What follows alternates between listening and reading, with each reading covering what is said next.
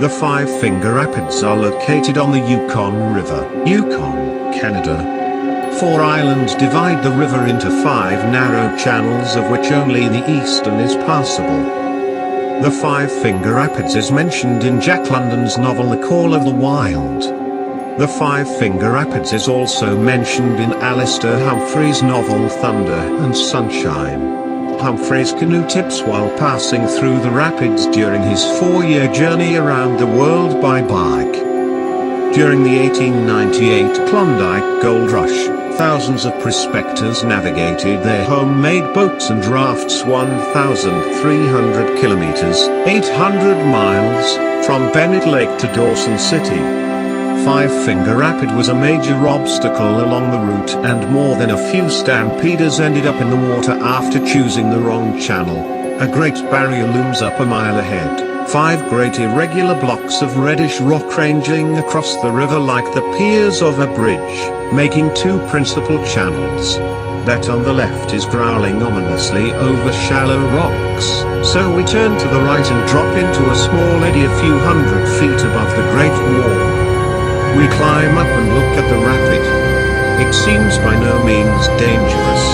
The opening is about 100 feet wide, with vertical walls, through which the river drops a couple of feet, the waves rising angrily in a return curl, then dancing on in rapidly diminishing chops until lost in the swift current below. We turn our prow squarely for the middle of the cleft, a drop, a smash, a few quarts of water over the sides, and we are shot through into the fast current, without even looking back.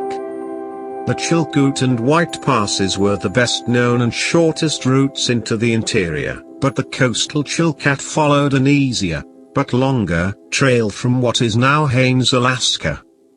Jack Dalton first used the trail in 1894. Over the next 4 years, he improved the trail and built caches and a trading post, and then started to charge a toll even though he had no authority to do so. The Dalton Trail was the best way to get livestock into the interior, and Dalton had a plan to supply 40 Mile, the first Yukon Gold Rush town, with fresh meat. When gold was discovered in the Klondike in 1896, the Yukon River was thought to be unnavigable above Five Finger Rapid. Captain E. Barrington and some backers invested in some small river stern wheelers to deliver passengers to this point on the river, where they would be able to hire pack horses and guides and even cooks, if they wished, for the trip out along the Dalton Trail. It soon became evident that even the largest Yukon stern wheeler had no difficulty in reaching White Horse. The completion of the White Pass and Yukon Route Railway from Skagway to Whitehorse in 1900 meant that cattle could now be loaded on the train, and the Dalton Trail reverted to bush. The trailhead of the Dalton Trail was located between Five Finger Rapid and Rink Rapids. Below, it grew to be a little community that included a sawmill, store, a Northwest Mounted Police post and telegraph office, a way station for the Klondike and Bennett Lake Navigation Company, and Jack Dalton's buildings and corrals. In 1898, the tiny stern wheeler Aurora was the first commercial Yukon River stern wheeler to come downriver from Bennett Lake to Dawson City.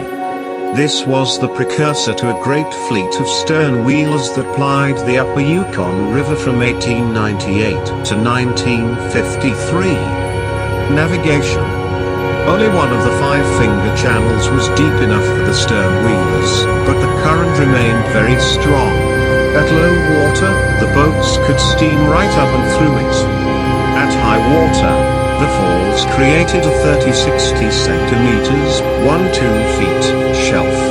A stern wheeler ascending the rapid could only move up over the shelf until the wheel lifted out of the water, and then the vessel lost power.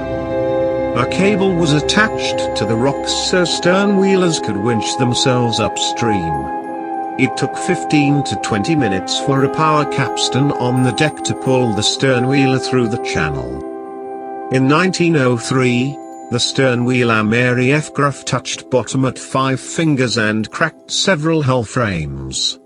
In 1911 there were complaints that nearly every season there was an accident caused by a steamer striking the rocks at Five Finger. Blasting work started at Five Finger in 1900 and continued until at least 1927. Rock was removed and the channel widened by 6 meters, 20 feet. Conglomerate pillars. A little less than 200 million years ago, early and middle Jurassic period, this area was tidal flats and river deltas at the edge of an inland sea that geologists now call the White Horse Trough. Over a long period of time, the river sediments were buried and turned to rock. The area was uplifted when the plate holding the oceanic floor, inland sea and islands tectonically converged with the crumpled western edge of North America. Until 3 million years ago, rivers draining this area flowed southward to the Gulf of Alaska. During the Ice Ages, expanding glaciers in the coastal mountains plugged the passage downstream, causing the river to back up. Now the relatively young Yukon River flows northwest to the Bering Sea. The Five Finger Islands and riverbank are composed of conglomerate rock, pebbles and boulders embedded in a sand-to-mud matrix that is more resistant to erosion than surrounding mudstone layers. Woodcutters Range. The hills in front of you were named the Woodcutters Range to honor the woodcutters who, between 1898 and 1955, worked tirelessly to stockpile wood for the fleet of stern wheelers on the Yukon River and its tributaries. The highest peak in the Woodcutters Range is named Mount LaPage. Happy and Pauline LaPage started a wood camp at Rink Rapids, just downstream from this point, in 1928. Over the next 15 years they owned and operated a network of camps at several spots along the Yukon River including Yukon Crossing, 1929, Lakeview, mid-1930s, Lower Yukon Crossing, 1936, Carmax and Myers Bluff, 1944-45. And Stewart River, summer 1946. Pauline ran the business and purchased supplies, while Happy managed the camps, bought the equipment and hired woodcutters, most of whom were First Nation. In the 1940s, Happy supervised the construction of several Yukon airstrips at Snag, Braburn, and White Horse. When the Mayo Road, Klondike Highway North, was built in the early 1950s, Happy oversaw the construction of the Carmax Bridge. The stern wheelers stopped running when the highway reached Dawson in 1955. The wood camps were no longer needed and the LaPages abandoned the river life they had lived for so long.